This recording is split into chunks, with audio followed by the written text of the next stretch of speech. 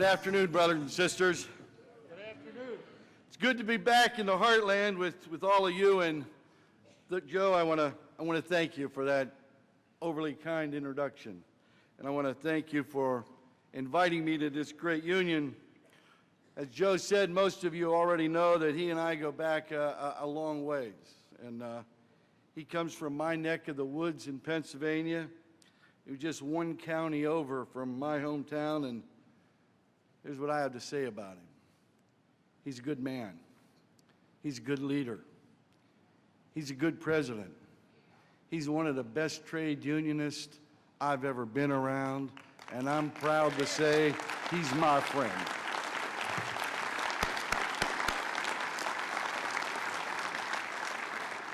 And I can tell you, he and Petey know how to squeeze everything out of a dollar.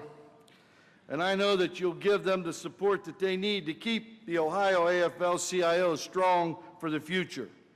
And I know that you're ready to get to work now, because over the next 49 days, we'd better be ready to pitch in and knock down and drag out and kick some butt and take some names.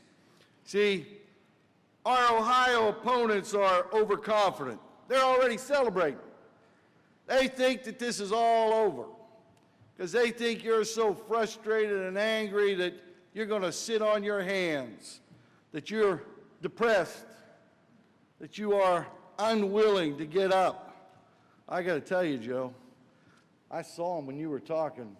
They're wrong about this labor movement. Yeah. They're wrong about you, right?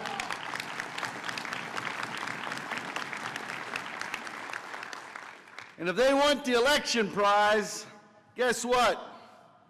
They've got to come through us, because the door to America's future swings right here, right through Ohio. They want to pass that threshold, but we, all of us, we're standing in the way, shoulder to shoulder. So the question is, are you going to let them come back into our house? What'd you say? No! I didn't think you were. This is where we live. Let's stand together. Let's fight together. And then we'll turn them back together, and we'll build the America that we know and love and workers deserve.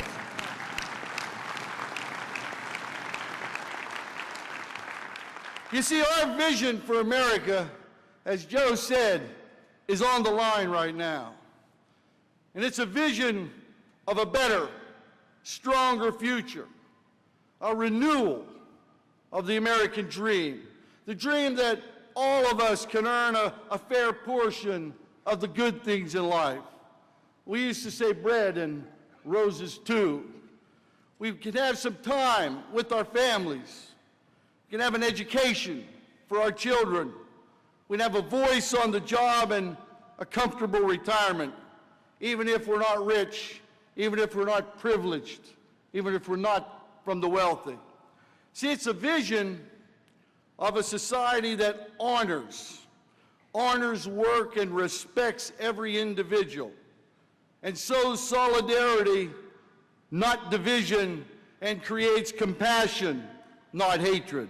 That's our vision of America. See, it's our belief that our best days are still ahead of us, not behind us.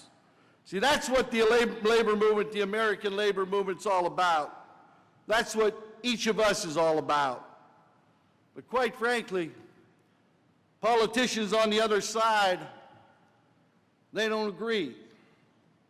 They say that what we seek, a fair wage, health care, education for our kids, retirement security so you don't have to work at McDonald's till you die.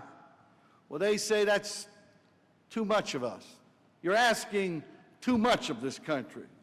They say that even with all of our hard work and wealth, that the richest nation on the face of the earth can't afford good wages anymore, can't afford to have a middle class, can't afford to offer hope to every individual, no matter what their background is, that's born in this country, that we can't expect secure jobs.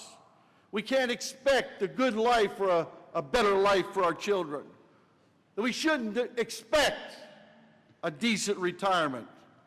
That those days somehow are behind us in the richest nation on the face of the earth at its most rich point in time. And then they say that we can't compete in a global economy, that we can't aspire for better things, that you just got to take what's given to us and like it and shut up and accept it and don't dream anymore and don't aspire for your kids anymore. Some of our politicians and some of America's biggest corporations, they've given up on America. Companies are sitting on $837 billion. They're sitting on it without creating jobs. Banks are clutching $1 trillion with a T, $1 trillion in profits without lending to small businesses and consumers. And too many companies aren't investing in the future or in the country that made them great.